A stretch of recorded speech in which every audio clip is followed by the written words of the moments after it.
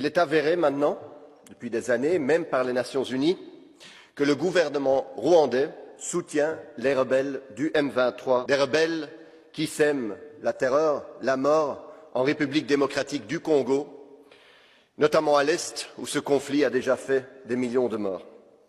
Nous savons donc toute la responsabilité du gouvernement rwandais. Et alors, que fait l'Union européenne, que font les pays européens? On s'attendrait à des sanctions. C'est la réponse que l'Union européenne a souvent quand on voit ce genre d'action de la part d'un pays contre un autre. Mais non, non, les gouvernements européens décident aujourd'hui de renforcer leur coopération militaire avec le Rwanda. La France, notamment, annonce un renforcement de sa coopération militaire. L'Union européenne va donner 20 millions au Rwanda pour sa participation au Mozambique. Et les États-Unis, vous le savez, depuis longtemps, sont un partenaire très important du Rwanda.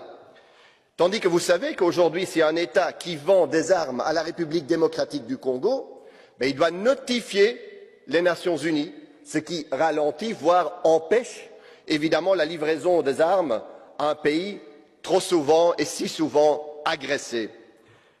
Cette politique, où on dit en mots, en paroles que nous respectons la souveraineté congolaise, mais en réalité notre politique l'entrave et la sape, est inacceptable. Il faut cesser ça tout de suite, parce que nous avons besoin, et les Congolais ont besoin de paix aujourd'hui.